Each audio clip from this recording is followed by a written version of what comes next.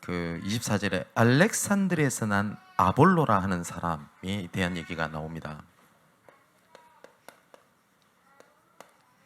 근데 이 사람은 목회자입니다. 그죠? 그래서 이 사람에 대해서 성경에서 뭐라고 설명이 되어 있는지를 잘 한번 보니까요. 뭐라고 되어 있죠? 언변, 그러니까 학문에 능통한 사람입니다. 실력이 있었다는 얘기겠죠. 그리고 뿐만 아닙니다. 성경에도 능통했다라고 되어 있고요. 그리고 일찍이라고 되어 있어요. 그러면 이 아볼로라는 사람은 어릴 때부터 하나님에 대한 얘기를 들었던 사람입니다. 그리고 주의 도를 배워 열심으로 예수에 관한 것을 가지고 열심히 얘기를 했던 사람입니다. 그런데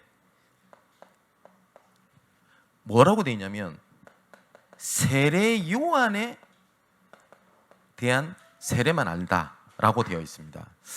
그럼 이 사람이 틀렸다 맞다가 아니라 이 사람이 하나님에 대한 얘기를 하지만 오전에 제가 말씀을 드렸죠. 말씀이 틀린 것이 아니라 방향을 놓치고 있거나 아니면 그 방향에 대해서 알지 못하는 상황이었던 거죠. 근데 이 사람의 중심은 굉장히 좋았고 훌륭했던 사람이었습니다.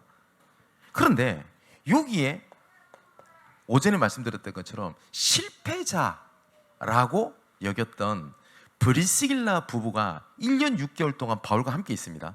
하나님의 말씀에 대해서 나눴다라고 되어 있죠. 이 사람이 이 아볼로를 돕는 중직자 역할을 합니다. 그럼 얼마나 소중한 일을 하게 된 겁니까? 그 결과로 오늘 본문에 보니까 그 전에는 세례 요한에 대한 세례만 알고 예수에 관한 것 이렇게 돼 있어요. 그것을 알고 가르쳤는데 하나님 이 중직자에 있던 브리스길라 부부가 이 사람을 조용히 불러 하나님에 대한 도를 가르치게 되니까 이 사람이 뭐라고 돼 있죠?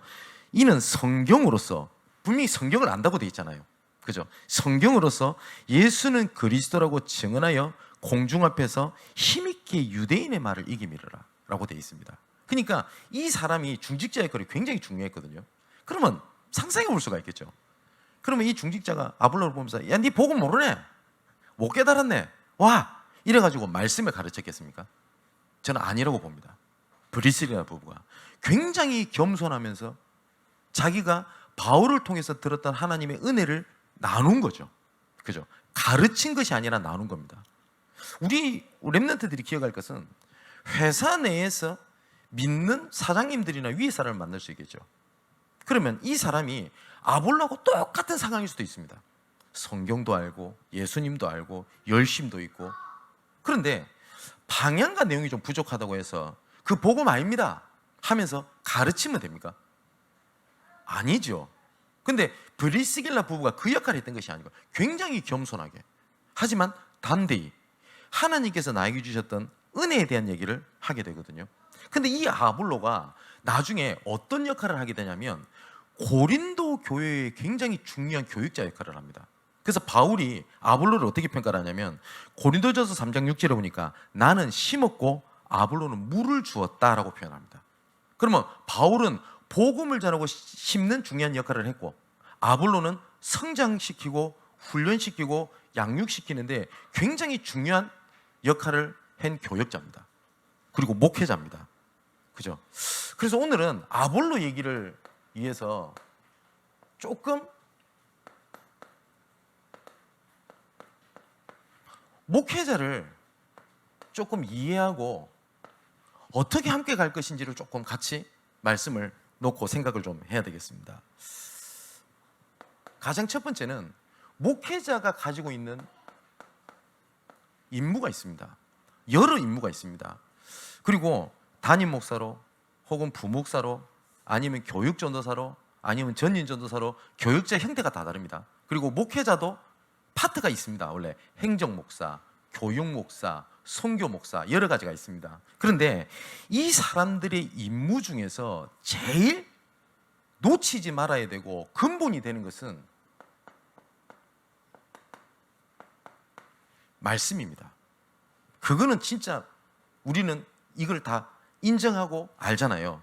그래서 데살로니가전서 5장 12절에서 13절에 보니까 바울이 이렇게 얘기를 합니다. 형제들아, 우리가 너희에게 구하노니 너희 가운데서 수고하고 주 안에서 너희를 다스리며 권하는 자들을 너희가 알고, 이렇게 답니다.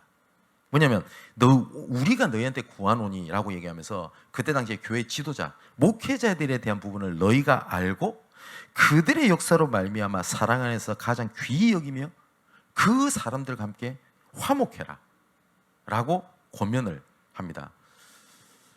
여기서 목회자에서 제일 중요한 임무 중에 하나가 뭐냐면 수고한다 라고 되어 있거든요. 이거는 일을 많이 한다는 것이 아니겠죠, 그죠?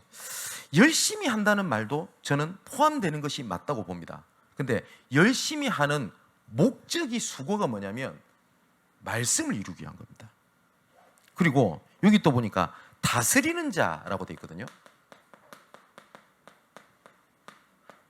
그러면은 목회자가 성도 위에 군림한다는 말입니까? 그것을 말을 하는 것이 아니죠. 예수님께서도 마가복음 10장 45절에 이렇게 말씀하십니다. 인자가 온 것은 섬김을 받으려 함이 아니요 섬기려 하고 많은 사람을 위하여 자기 몸을 대속물로 주려 하려 함이니라 라고 말씀하셨거든요. 근데 여기 다스린다 라고 하는 말은 말씀을 가지고 인도받는다는 말씀이겠죠.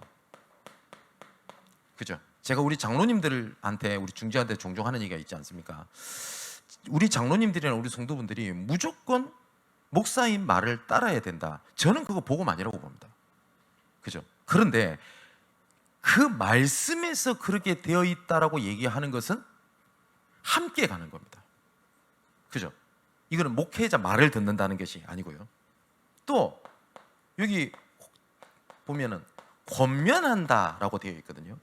이것도 말씀에 대한 얘기를 하게 되는 거죠. 제가 사역을 하다 보면 그 뭐라고 할까요? 그 갈림길에서 되게 갈등하기보다는 염려되는 게 있습니다. 뭐냐면 자칫하면 말씀보다 이 사람을 위로하고 돕고 챙기고 사랑하고 위해주고 하는 거 있잖아요. 이것들이 필요합니다. 그죠? 그런데 이게 혹시 말씀보다 앞설까라는 염려가 있습니다. 주변에 그런 사람이 있어요. 목사님을 너무 좋아하고 존경하고 따르고 하는 부분이 있는데 주의 종을 통해서 주신 말씀과 말씀의 흐름을 놓치고 있는 사람들이 굉장히 많습니다. 그죠? 그러니까 사역을 하다 보면 그런 것도 굉장히 많이 느껴요. 그리고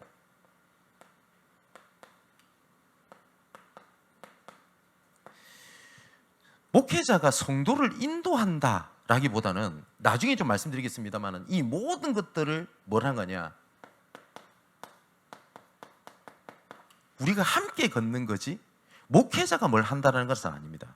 간혹 가다가 그 성도를 양이라고 표현하고 목회자를 목자라고 표현을 하거든요. 그거 틀렸습니다. 목자는 그리스도 외에는 없습니다. 그리고 목회자도 양입니다. 단지 말씀을 전달하는 직분을 담당을 한 거지 양들 위에 목자로 있는 것이 아닙니다. 근데 간혹가다 목사님 스스로가 내가 맡은 양 이렇게 표현하시는데 저는 그렇게 생각하지 않습니다. 성경을 봐도 그렇지 않습니다. 그리고 또한 그걸 놓고 같이 기도하겠죠. 중보기도하고. 그리고 성도들을 향해서 축복하는 내용도 목회자의 임무입니다. 그래서 고린도후서 13장 13절에 보면 여러분 많이 듣던 내용이 나올 겁니다. 뭐라고? 제가 봉독해 드릴게요. 주 예수 그리스도의 은혜와 하나님의 사랑과 성령의 교통하심이 너희 무리와 함께 있을지어다. 어디서 많이 들었죠? 예배 때마다 듣죠. 예, 목회자가 축도를 하지 않습니까? 그러면 이 구절을 가지고 성도들을 축복을 하는 겁니다. 그래서 목회자가 일반 성도들과 구별됐다라기보다는 하나님께서 그 목회자에게 주신 뭐랄까요? 축복이 있습니다. 그 세 가지를 나누는데 보통 첫 번째는 예배권입니다. 그러니까 강단에서 설교를 할 수 있는 권한을 임무를 부여받은 겁니다. 이건 임무입니다. 두 번째는 축복권입니다. 축복권. 그래서 보통 축도는 목회자들 외에 하지 않고 교회 질서를 위해서 그렇게 하지 않습니다. 그리고 세 번째는 판결권입니다. 중요한 순간에, 교회 중요한 순간에 마지막으로 그 부분을 판결하고 하는 직무를 하나님께서 목회자에게 주셨다라고 되어 있습니다. 그렇다면 이 세 가지가 하나님께서 목회자에게 주신 임무라고 하면은 얼마나 중요합니까? 그죠? 제일 중요한 것은 말씀이라고 했는데, 말씀의 방향을 목회자가 놓친다면 어떻게 되겠습니까? 그래서 주의 종을 위해서 기도해달라고 얘기를 하는 겁니다. 그리고 두 번째는 축복권입니다. 축복권, 그죠? 그래서 아까 말씀의 예배권을 말씀을 드리면, 그 상식적으로요, 보통 그러면 일반 성도들은 설교를 할 수 없냐? 아니면 장로님들은 설교를 할 수 없냐라고 할 때 할 수 있습니다. 어떻게 하게 되냐면, 목회자들도 뭐랄까요, 코스라기보다는 이렇게 쭉 이렇게 인도받아 가는 게 있죠. 그러면 지금은 준목 이렇게 부르고, 제가 신학교를 다닐 때는 강도사 이렇게 불렀거든요. 근데 강도사 때부터는 뭐가 되냐면, 강단에서 설교할 수 있는 권한이 주어집니다. 그래서 강도사는 설교를 할 수가 있어요. 근데 전도사님이 설교를 하는 것은 목회자가 위임을 하는 겁니다.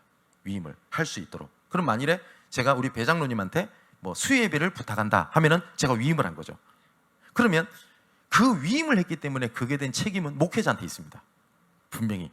그래서 아닌 말로 강도사가 나와가지고 예수님은 그리스도 아니다 막. 예를 들어서 그리스도는 그냥 사람이지 하나님의 아들이 아니다 이렇게 얘기를 했다. 그러면 그거에 대한 영적인 모든 책임은 강도사 본인이 있습니다. 왜냐하면 본인은 예배권이 있기 때문에. 근데 만일에 제가 우리 전사님이나 아니면 우리 청년들 혹은 우리 권사님이나 우리 장로님한테 수예배를 부탁을 했을 때 위임을 했잖아요. 그러면 그 부분에 대해서 잘못된 것은 목사가 책임을 집니다. 왜냐하면 위임을 했기 때문에. 그죠?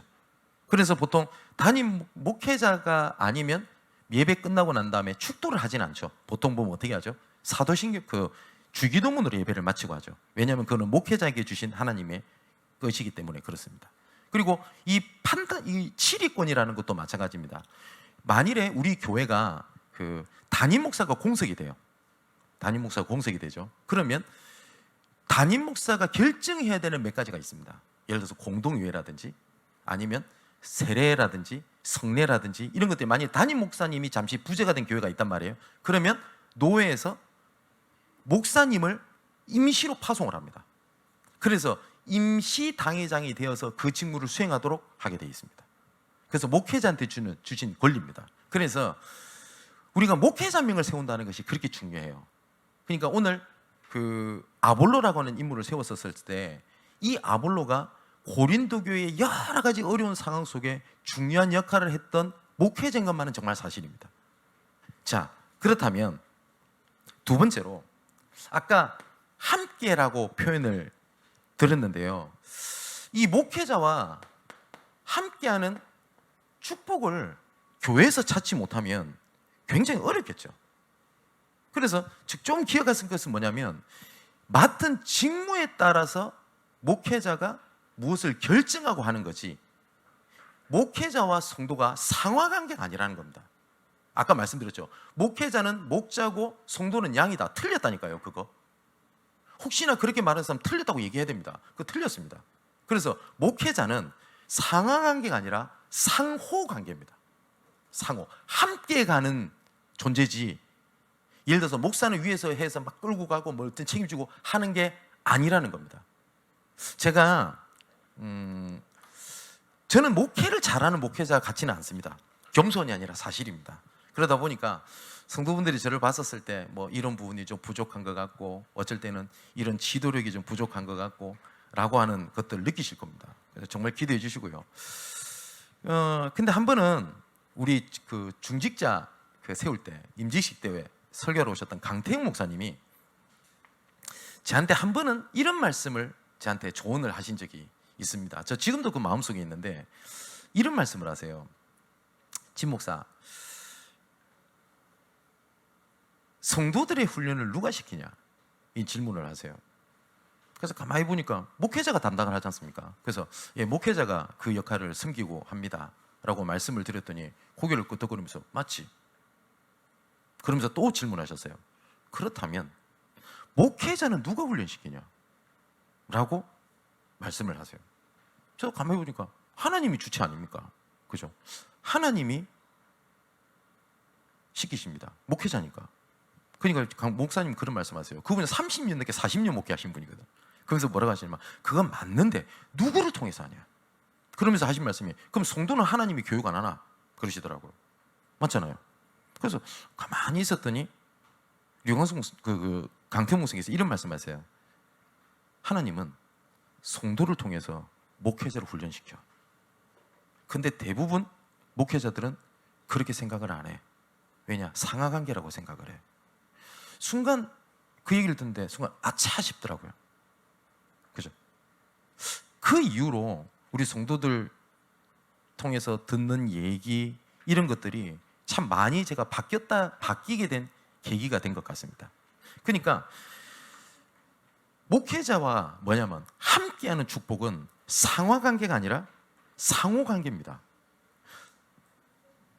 아까 말씀이라고 제가 썼지 않습니까? 저도 말씀 앞에 서고 우리 성도들도 말씀 앞에 서서 뭘 하는 거냐?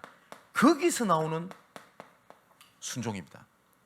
히브리서 13장 17절에 이렇게 되어 있습니다. 너희를 인도하는 자들에게 순종하고 복종해라. 목회자를 얘기하죠. 그것은 너희 영혼을 위하여 경성하기를 자신들이 청산할 자인 것 같이 하느니라. 그들로 하여금 즐거움으로 이것을 하게 하고 근심으로 하게 하지 말라. 그렇지 않으면 너희에게 유익이 없느니라. 여기 보면 순종을 얘기합니다. 근데 이 순종이 그냥 목회자 말을 무조건 따라라 라는 말이 아니죠. 그죠? 말씀으로 함께 하나님께서 말씀을 주신 것을 함께 가는 겁니다. 두 번째는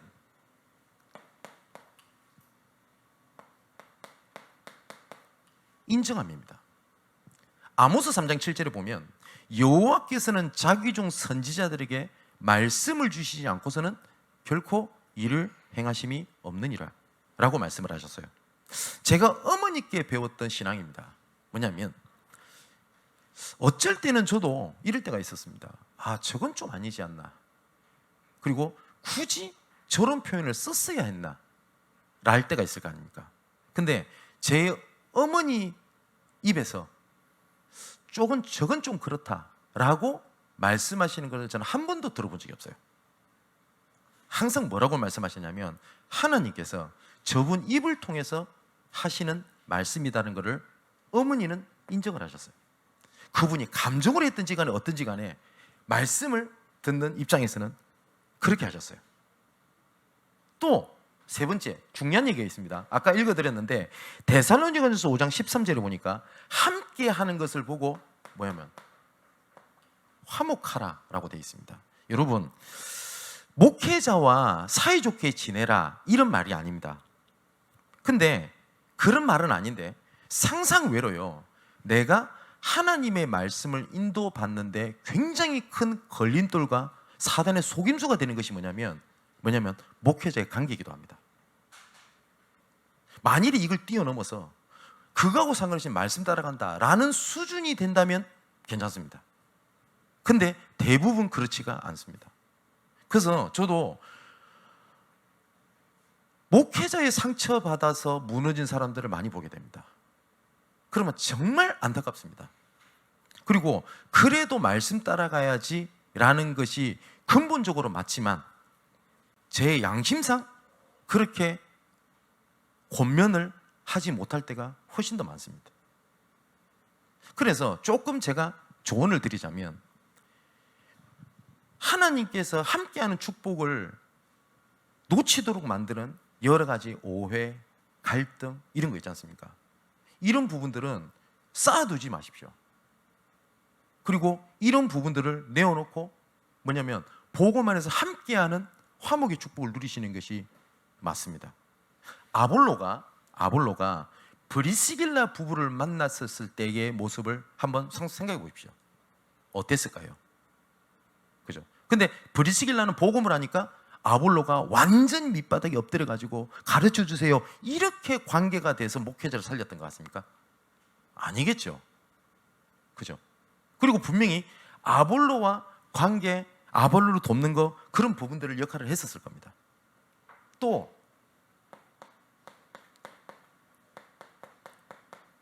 헌신입니다. 헌신. 주의 중직자들이 교회를 위해서 헌신하고 선교사를 위해서 헌신하고 합니다. 예. 근데 맞습니다. 그럼 한 가지 딱 묻겠습니다. 목회자는요? 무엇에 대한 헌신입니까? 그죠? 그런 부분도 생각을 좀 해야 되겠고, 목회자와 함께 했던 축복을 잘 기록되어 있는 중직자가 로마서 16장에 나오죠. 거기 보면 여러 가지 단어가 있는데 보호자, 동력자, 식주인, 사랑받는 자, 인정받는 자, 친척, 이런 표현들이 있습니다. 그러면 이것은 여러 부분이 달랐는데 목회자와의 화목하는 형태의 관계들이 있었다라는 거겠죠. 그죠? 예. 그런 부분들을 좀 생각을 하시면서 목회자를 이해하시고 도와주시고 함께하는 축복을 가지셔야 됩니다. 자, 그러면 진짜 우리 전사님도 여기 계시는데, 여러분 목회자 한 명을 올바르게 돕고 세우는 것이 영원한 응답으로 오게 됩니다. 이 말씀을 진짜 오해하지 말고 들으셔야 됩니다. 그래서 목사인 저를 잘 챙겨달라는 말이 절대 아닙니다. 제가 그래서 말씀드린 게 함께하는 축복이라고 말씀을 드렸죠. 그래서 목회자와 성도는 상하 관계가 아니라 상호 관계라고 말씀을 드렸지 않습니까? 함께 손을 잡고 가는 겁니다. 필요한 부분에는 중직자와 함께 앞서가는 역할을 하고요, 어쩔 때는 중간에서 뒤에서 버팀목이 될 때도 있을 겁니다. 그 기준이 어디에 있냐? 말씀에 있다라는 겁니다. 그죠? 그래서 아까 말씀드렸듯이 목회자에게 하나님이 주신 안수를 받고 할 때 그 주신 것이 예배권, 그 다음에 축복권, 세 번째가 치리권이라고 얘기했죠. 이 세 가지가 말씀 속에서 나오지 아니하면 이것만큼 이 시대에 괴물이 나올 수가 없어요. 목회자가. 그죠? 예배권을 내 생각, 의도로 끌고 가기 위하여 말씀을 이용하면 어떻게 됩니까? 그 이단이죠. 맞죠? 두 번째, 목회자의 축도권을 강조를 하게 되면서 목회자를 잘 섬기면 축복받는다 라는 걸로 주장을 하면 어떻게 됩니까? 그죠? 세 번째, 치리권을 가지고 목회자가 선택하고 결정한 것은 무조건 하나님의 일이다 라고 나오면 어떻게 되겠습니까? 그 모든 하나님께서 주신 세 가지 임무가 어디서 나와야 되냐면 반드시 말씀 안에서, 그리고 그 말씀의 흐름 속에서 나와줘야 되거든요. 그래서 목회자를 위해 기도를 하시라는 겁니다. 그리고 그것이 오늘 히브리서 13장 17절에라고 얘기했잖아요. 그것이 너희에게 유익이라고 안 합니까? 그죠? 저는 나쁘고는 얘기를 잘 못합니다. 그래서 저를 위해서 기도해 주십시오 라고 표현을 잘 못하는 사람이기도 합니다. 근데 말씀의 흐름상 아볼로라는 목회자가 나오니까 말씀을 드리겠습니다. 정말 목회자를 위해서 기도해 주셔야 됩니다. 그리고 교회가 무너지는 시대가 됐다고 얘기를 하잖아요. 보통 교회가 무너지는 시대가 오기 이전에 목회자가 무너진 시대가 왔기 때문에 교회가 무너집니다. 맞죠? 그래서 기도해 주셔야 되겠습니다. 그리고 지금 교회가 기도로 하나로 모아 주십시오. 기도로. 우리 청년들도 있는데 정말 청년의 시기 때 그 기도를 모아 주십시오. 그래서 어둠을 밝히는 빛 역할을 할 수 있는 목회자, 중직자, 청년, 우리 렘넌트들 교회가 될 수 있도록 기도해 주십시오. 자, 세 번째입니다. 함께하는 축복이기 때문에 우리가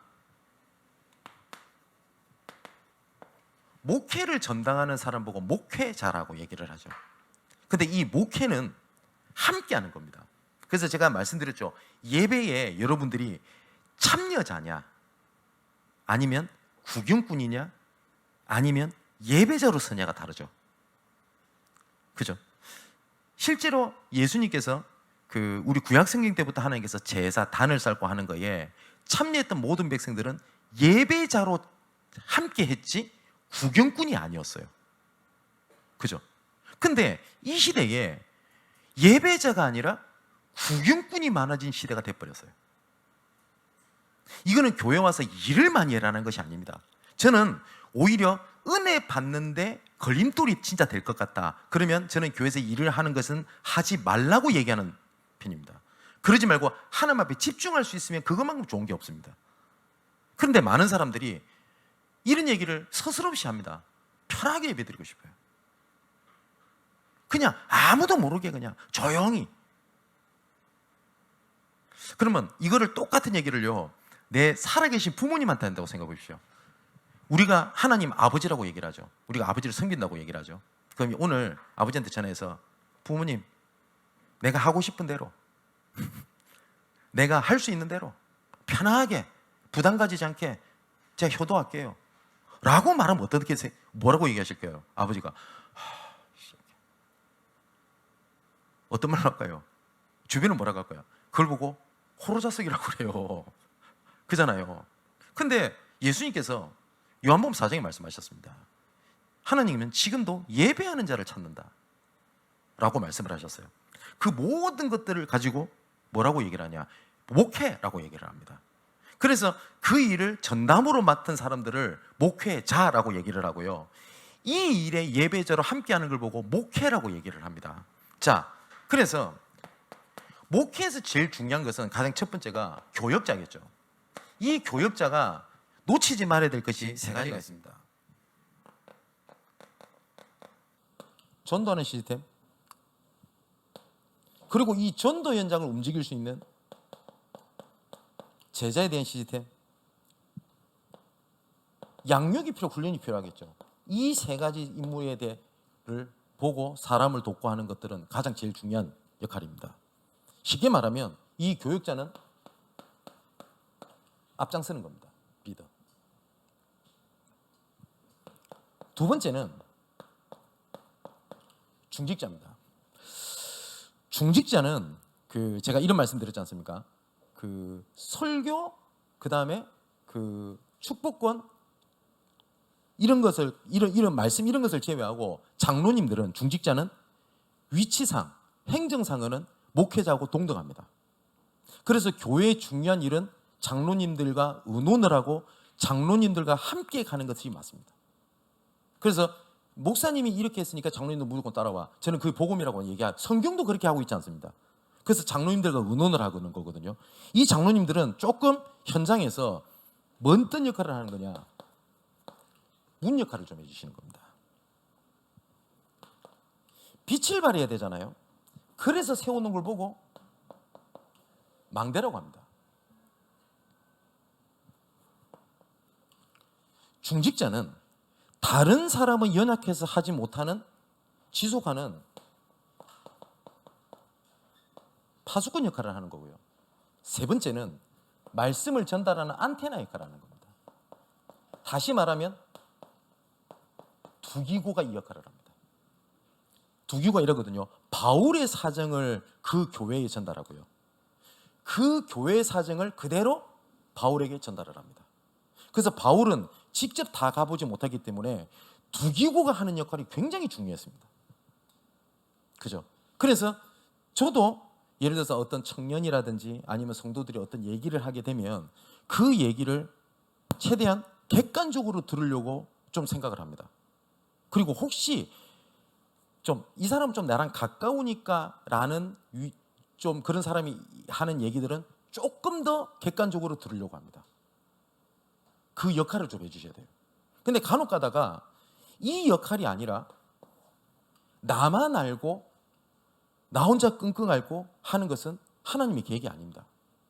이 말을 또 잘못 알아들어가지고 그러면은 뭐든지 성도들이 있는 것 다 목사님이 다 고자질하고 다 알아야 되냐, 그 말을 얘기하는 것이 아니죠. 그죠? 그 사정을 전달해 주셔야 돼요. 이해되시죠? 그 중직자들이 그 문 역할을 하시는 겁니다. 세 번째입니다. 그러면 여기 우리 렘넌트들은 어떻게 하는 겁니까? 이분들은 미래를 준비하는 겁니다. 조금 이번에 그 여름을 두고요, 좀 우리 교육국에서 우리 교사분들은 조금 기도 제목을 좀 삼으셔야 됩니다. 확장 주교입니다. 혹시 교사분들이 시간이 없고 그런다 할지라도 최소한 우리 지금 내 담당하고 있는 애들의 학교와 주변 현장에 대한 부분들을 파악을 하고 계셔야 돼요. 그리고 직장을 다니는 청년들이라면 직장 내에서 어느 지역에서 무슨 일을 하고 있는지 파악을 하고 있어야 돼요. 그죠? 그걸 두고 서로를 위로하고 격려하고 말씀도 나누고 돕는 역할을 보고 미션 홈이라고 얘기를 합니다. 그리고 조금 필요하다면 우리 어린 자녀들, 우리 후대들이 조금 나의 중요한 미래를 열 수 있는 장을 좀 열어줄 필요도 있습니다. 조금. 만약 예체능이라고 얘기를 하면 예체능과 관련된 부분들을 교회에서 확실하게 전문성을 가지게 교육하고 키울 수 있나요? 안 돼요. 그런데 장은 열어줄 수 있을 거 아닙니까? 장을. 예를 들면 우리 드럼이 있잖아요. 관심이 있어. 그러면 얘가 실력도 안 되는데 뭐 박자도 대충 틀리는데 찬양 시간에 한번 치려고 그래요. 예. 그러면 물론 저 박자도 안 맞고 약간 좀 거슬리고 이럴 수 있겠죠. 근데 그런 장을 열어주는 게 어렵습니까? 그렇지 않겠죠. 무슨 말인지 이해되시죠? 그런 장을 열어주는 역할을 조금 우리 중직자와 교사분들이 좀 같이 해주시는 겁니다. 그리고 네 번째, 이거는 조금 준비도 해야 되겠고 좀 생각해야 될 것이 뭐냐면 치유 대상자가 굉장히 많습니다. 생각 외로요. 새가족 중에, 그리고 혹시 질병 가운데, 아니면 다른 사람에게 말하지 못하는 영적 문제로 고난당하는 사람이 있단 말이에요. 그런데 이것은 교회가 성장한다라는 개념이 아니라 복음을 확산시킬 수 있는 굉장히 중요한 시간표가 됩니다. 그런데 이것을 보지 못하면 이런 사람들이 내 옆에, 내 기관에, 교회 안에 있었을 때 이게 걸리는데 이거 얽매이는 것이 돼요. 이해되시죠? 지금 제가 녹화가 되고 있고 이래서 자세히 말씀 못 드리겠는데 지금 어떤 사람 지금 돕고 있단 말이에요. 그러다 보니까 이런 사람들은 지금 갈급하고 어려우니까, 예를 들어서 어쩔 때는 이런 사람들 중에 하루 종일 전화하는 사람도 있어요. 저한테. 정말로요. 밥도 못 먹어요. 계속 그 사람 얘기 들어줘야 돼요. 그죠? 그런데 이런 방향들을 보지 못하면 그것만큼 걸림돌이 되고 내 삶이 묶이는 게 뭐가 있겠습니까? 어쩔 때는 이런 사람들을 조금 사역을 하기 위하여 성도들이 협력해야 될 부분도 있습니다. 상상 외로 지나가는 말에 툭 믿음의 말을 던졌던 게 이 사람의 인생을 변화시킬 때도 있습니다. 새 가족이 왔었을 때 말이거든요. 그런 부분들 한번 생각해 보셔야 됩니다. 뭐 아까 제가 낮에 좀 전화를 드렸습니다만 지금 이번에 펜션에 가잖아요. 그럼 우리 지금까지 말로만 듣고 기도했던 애가 있죠. 그 우경이 이번에 오하요. 온다고 연락이 왔어요. 저한테. 그리고 지현 씨도 스케줄을 보고 가겠다라고, 아직 어떻게 될지는 스케줄이 방송 스케줄 이런 거 보고 가겠다 했거든요. 그럼 이게 얼마나 좋은 기회입니까? 그죠? 그럼 상상을 한번 해보세요. 이런 애들에게 믿음의 말, 그 다음에 이런 했던 것들이 이런 애들이 예배에, 그 다음에 교회에 대한 생각들, 복음에 대한 생각을 바꿀 수 있는 조로의 기회가 될 수 있어요. 그렇게 생각을 하면 그런 만남들이 굉장히 중요한 사역이 될 수 있는데, 이런 것이 없으면 바빠 죽겠는데 그거 어떻게 갑니까? 그잖아요. 저보고 고기 구우라 하는데 제가 고기 굽는 사람입니까? 이런 식으로 나오는 거예요. 그잖아요. 저 가서 열심히 고기 굽겠습니다. 걱정하지 마시고. 그런 의미로 이걸 보고 목회라고 얘기를 합니다. 왜냐? 함께 가는 겁니다. 제가 함께라는 단어를 지금 중요하게 얘기를 드리는 겁니다. 마지막 결론입니다. 로마서 16장 1절에서 27절에 바울이 그 각 사람들에 대한 별명이 나옵니다. 그죠? 보호자, 동력자, 식주인. 그리고 브리스길라 부부는 뭐라고 얘기를 하죠? 나를 위하여 목이라는 논에 내는 사람이다. 이렇게 표현되어 있거든요. 그러면 이 사람들이 자, 나는 오늘부터 바울 사도의 보호자다. 야, 나는 목 내놨다. 나는 식주인이야. 이렇게 얘기를 했겠습니까? 아니겠죠. 그죠? 그런 목적을 가지고 했던 것이 아니었겠죠. 그런데 그 교회의 파트가 다르고 형태가 다르고 했었지만 로마 복음화에 함께 목회기를 걸었던 중요한 멤버인 것만은 사실입니다. 오늘 아볼로라는 인물을 두고 목회자에 대한 이해, 목회에 대한 이해를 전체를 얘기를 할 수 없겠지만 조금 마음에 좀 담기를 바랍니다. 그렇게 해서 조금 오늘 주신 말씀을 가지고요. 이제는 이제 가을이 좀 있으면 오잖아요. 8월이 지나면. 그렇게 되면 제2의 시작을 할 수 있는 좋은 시간이 되기를 주님의 이름으로 축원을 드립니다. 기도하겠습니다. 아버지 하나님, 알렉산드리아에서 난 아볼로 한 사람을 도왔던 것이 그 사람을 넘어 교회, 지역, 시대, 영원한 응답으로 왔던 것처럼 하나님, 우리 교회가 목회자를 살리고 또한 목회자를 키우고 목회자를 파송하는 하나님의 소중한 센터가 되게 하여 주옵소서. 혼자 가는 길이 아니고 함께 가야 되는 길임을 믿습니다. 교회의 연약한 부분을 감당하고 함께 가야 될 부분을 감당하여 서로를 살리고 서로를 사랑하며 또한 서로를 협력하고 화목한 복음으로 화목하고 복음으로 하나 되는 교회가 되게 하옵소서. 살아계신 예수 그리스도 이름으로 기도하옵나이다. 아멘.